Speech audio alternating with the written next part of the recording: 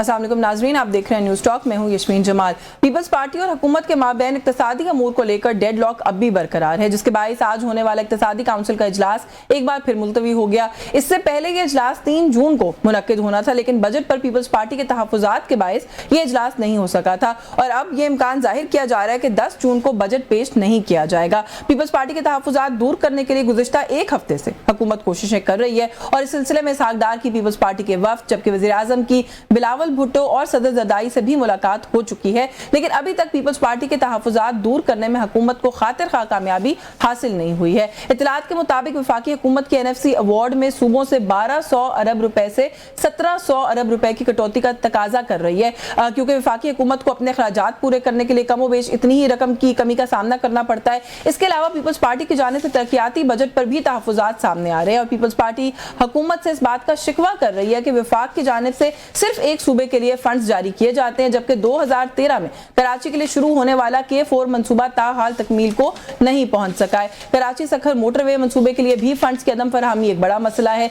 इसके अलावा peoples party ने मौजूदा महंगाई को मद्देनजर रखते हुए हुकूमत से बजट में सरकारी मुलाजमीन की तनख्वाहों और पेंशन में भी बड़े इजाफे का हम देख रहे हैं कि मुतालबा किया, लेकिन वसाइल में कमी के बायस हुकूमत के लिए पीपल्स पार्टी के इन मुतालबात को पूरा करना तकरीबन नामुमकिन दिखाई दे रहा है। अब देखना यह है कि मुस्लिम लीग नून और पीपल्स पार्टी के दरमियान जारी इत्तेहाद क्या रुख इख्तियार करता है, क्योंकि गिलगित बल्तिस्तान के इंतखाबात के बाद एक बार फिर दोनों जमातों को एक दूसरे की जरूरत आन पड़ी है। गुज़िश्ता रोज गिलगित में होने वाले इंतखाबात में पीपल्स पार्टी को वाज़ेह बरतरी हासिल है, लेकिन इन इंतखाबात में कोई भी जमात सादा अक्सरियत हासिल करने में कामयाब नहीं हुई है। अब इन इंतखाबात के नतीजे में जो एक बात सामने आई है वो ये है कि वफाक में नून लीग की हुकूमत होने के बावजूद गिलगित बल्तिस्तान में मुस्लिम लीग नून फातह जमात के तौर पर सामने नहीं आ सकी है, जो कि गिलगित बल्तिस्तान की तारीख में पहली मरतबा हुआ है। तो ये कुछ इशूज हैं, इन पर बात करेंगे कि किस तरीके से अब ये कोऑर्डिनेशन ये दोनों पार्टीज आके लेके चलेंगी। जो गिलगित का इलेक्शन है उसके ऊपर पाकिस्तान तहरीक इंसाफ की बहुत सारी ग्रीवेंसेस सामने आ रही हैं, उस पर भी बात करेंगे। हमें प्रोग्राम में ज्वाइन किया पाकिस्तान पीपल्स पार्टी से सेंटर शहादत अवान साहब ने, बहुत शुक्रिया सर आपका, आपने प्रोग्राम में वक्त दिया। मेंबर है नेशनल असेंबली के पाकिस्तान मुस्लिम लीग नवाज से राजा कमरुल इस्लाम साहब मौजूद हैं, सर बहुत शुक्रिया आपका आपके वक्त के लिए। वज़ीर इत्तलात है खैबर पख्तूनख्वा के पाकिस्तान तहरीक इंसाफ से शफी जान साहब मौजूद हैं, बहुत शुक्रिया शफी जान साहब, सर आपका भी आपके वक्त के लिए। सेंटर साहब आप लोगों की तो मुबारकबाद बनती है, पाकिस्तान पीपल्स पार्टी जो है उन्होंने उससे बड़ा अच्छा परफॉर्म किया। हम जब जलसे भी देख रहे थे तो हमें लग रहा था कि अच्छी जो है वो आप लोगों की सपोर्ट है गिलगित के अंदर। मुझे अब ये बताएं कि खदशात पड़े थे आप लोगों को, आप लोग कह रहे थे इलेक्शन चोरी करने लगे हैं, गला काटने लगे हैं, आप कोई दूर हुए हैं तहफ़्फ़ुज़ात? सबसे पहली बात तो ये है कि प्राइम मिनिस्टर साहब ने जो है बिलावल भुट्टो जरदारी साहब को अभी की मुलाकात में जो है बड़ी गर्मजोशी के साथ मुबारकबाद जो है पेश की है और यही डेमोक्रेसी का ये हुस्न है। इलेक्शन जो है ओवरऑल बड़ा पुरअमन हुआ है और इतने बड़े इलेक्शन के अंदर जो है वहाँ पे कुछ छोटी बहुत जो है तहफ़्फ़ुज़ात, छोटे मोटी जो है शिकायत जो है हर पार्टी की जो है वो रहते हैं, लेकिन बात ये कि वहाँ के जो इलेक्शन कमिश्नर राजा साहब उन्होंने अपने तय पूरी कोशिश की और हमें अगर कहीं को कमी बेशी नज़र आई, जो हमारी रिजर्वेशंस थी वो 2 चीज़ों पे थी। एक लास्ट टाइम में एक पोलिंग स्टेशन तब्दील किया गया, उसकी वजह से हमने ये कहा कि हमारे वोटर्स जो हैं उनको चूँकि बर वक्त जो है आगाह नहीं किया गया और अचानक आपने कर डाला। फिर उसके बाद जो है इलेक्शन जब ख़त्म हो गए, इलेक्शन ख़त्म होने के बाद जो है वो जहाँ फॉर्म 45 जो है उसके ऊपर कुछ पोलिंग एजेंट्स ने हमें ये कहा कि हमें वो पेंसिल के साथ जो है ना जारी किए जा रहे हैं, जिसके ऊपर यकीनी तौर पे हमारे आप लोगों को पहले भी कंसर्न थे ना कि फेडरल मिनिस्टर्स जा रहे हैं, पार्लियामेंटेरियन जा रहे हैं, पंजाब पुलिस की तैनाती पे कंसर्न था। देखें बात गुजारिश ये है कि मैं आपको ये सिलसिला करूँ एज एक पॉलिटिकल पार्टी, हमारा कहना ये वहाँ पे लोगों ने जहाँ पे इलेक्शन होगा वहाँ पॉलिटिकल पार्टीज तो जाएंगी।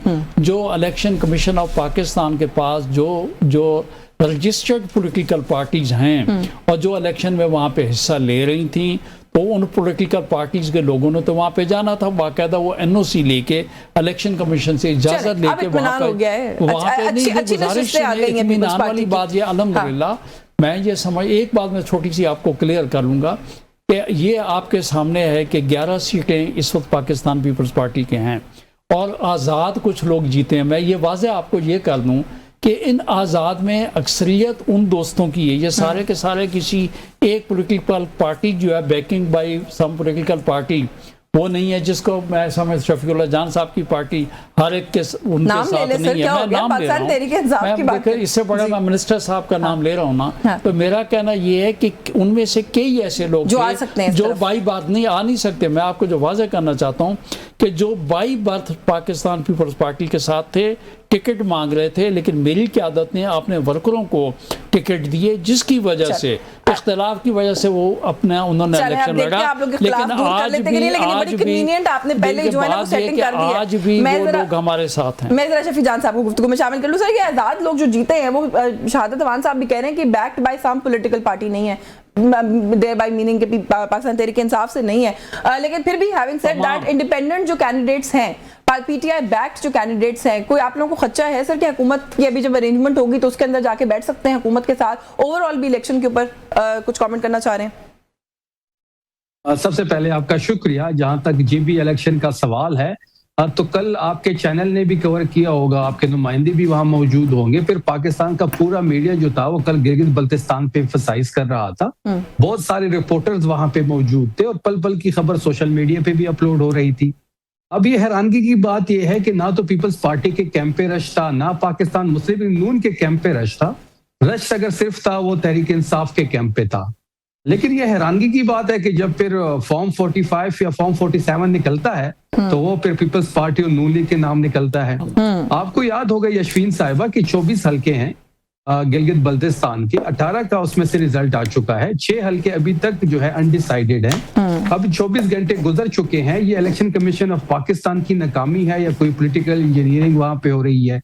हम शुरू में 15 सीटों पे जो है वो लीड में थे। हमारे पास जो फॉर्म 45 आ रहे थे उसमें बहुत बड़ा मार्जिन था बाकी दोनों पार्टियों के और पाकिस्तान तहरीक इंसाफ के जो आजाद उम्मीदवार थे, जिसको आजाद डिक्लेयर किया गया था, उनके दरमियान और पाकिस्तान पीपल्स पार्टी और नून लीग के उम्मीदवार के दरमियान। लेकिन रात गए तक ये तमाम तर चीजें एक दफा फिर वही हुआ जो 8 फरवरी को हुआ। हमने भरपूर कोशिश की कि हम अपने फॉर्म 45 को 47 पे कन्वर्ट करें, लेकिन इससे पहले भी आपने देखा होगा कि इस इलेक्शन की साख को तो पहले ही मुतासिर किया गया। अच्छा, एक छोटी सी बात वजाहत यहाँ पे ले लूं अगर आप इजाजत दें शफी जान साहब। आपने कहा ना कि 8 फरवरी का जो इलेक्शन था, 8 फरवरी के इलेक्शन में बहुत सारे फॉर्म 47 45 हमने उस वक्त भी देखे थे और बड़ा एक क्लियर कंपैरिजन था कि जहां पे आप लोगों के लोग हारे हुए थे, कोई 100 वोटों से हार गए, कोई 50 वोटों से हार गए, तो वहां पर एक डिबेट थी। सर, यहाँ पर मैंने देखे हैं सर बहुत सारे फॉर्म 47 जो है मेरी नजर से गुजरे हैं। सर, यहाँ ये डिबेट नहीं है माजरत के साथ, क्योंकि आप लोगों के जो लोग हैं वो हारे हैं, उन्होंने वोट ही तकरीबन कुछ 100 लिए हैं सर, और जीतने वाले कैंडिडेट के वोट्स हजारों के अंदर है। इतना बड़ा गैप नहीं होता सर अगर कोई धांधली हो या अगर उसके अंदर कोई मैल प्रैक्टिस जो है वो की गई हो? अगर धांधली नहीं की गई, कोई पॉलिटिकल इंजीनियरिंग नहीं की गई, तो अभी तक ये हल्कों के रिजल्ट क्यों नहीं आ रहे? टोटल वोट कितने हैं? हर हल्के में 5000 6000 पे एक कैंडिडेट जीत रहा है। हाँ। ये कोई हजारों या लाखों का वोट तो नहीं है जो काउंट नहीं हो रहा। हजारों का वोट है, हजारों का वोट 24 घंटों में काउंट नहीं हो रहा। हाँ। हमारे पास तो एक ऐसा रिजल्ट भी है जिसमें टर्न आउट ही 100% है उस पोलिंग स्टेशन पे। हाँ। ये कैसे पॉसिबल है कि किसी स्टेशन पे? सर, मेरे पास भी वैसे एक ही मिसाल के लिए पड़ा हुआ है, फॉर्म 47 के दयामर 2 का हल्का है सर। इसके अंदर जो आपका कैंडिडेट है उसका टोटल वोट ही 21 है और जीतने वाले के वोट 6320 है। हल्का कौन सा? सर, ये दयामर 2 गिलगित बल्तिस्तान असेंबली दयामर 2 है ये सर। ये सर यशवीन साहिबा, फिर हमारे पास तो ऐसे फॉर्म 45 पड़े हैं जिसमें जो कैंडिडेट है उसको खुद एक ही वोट पड़ा है, शायद उसका एक ही अपना वोट हो। नहीं, मैं तो सर इसलिए कह रही हूँ कि जरा वो आपकी भी जो इन्फॉर्मेशन है ना कि आप किन हल्कों की बात करें, जरा क्लैरिटी हो जाएगी। जीबी 16 है जो मेरे पास फॉर्म पड़ा हुआ है सर, टोटल वोट ही कास्ट आपके कैंडिडेट को 21 हुआ है। गौहर साहब ने प्रेस कॉन्फ्रेंस की और गौहर साहब ने बड़ी डिटेल में तमाम तरह चीजों को मीडिया के सामने रखा और कल मैंने खुद ट्वीट की थी जब रिजल्ट्स आ रहे थे और जब हम जीबी में अपनी टीम के साथ राब्ते में थे तो हम तकरीबन 15 हल्कों पे लीड कर रहे थे। लेकिन रात गए तक ये लीड जो है वो फॉर्म 47 के नजर हो गए। बात बड़ी वाज़ेह है कि जिस तरीके से इलेक्शन को वहां पे कंडक्ट किया गया, जिस तरीके से वायलेशंस की गई, जिस तरीके से एक पार्टी को दीवार के साथ लगाया गया, जिस तरीके से तहरीक इंसाफ की पॉलिटिकल स्पेस कम कर दी गई है, जिस तरीके से हमारे परचम उतारे गए, हमारे लोगों को गिरफ्तार किया गया, हमारे जो उम्मीदवार थे उनको आजाद डिक्लेयर किया, ये इलेक्शन तो एक सिलेक्शन ही थी, इलेक्शन तो नहीं था।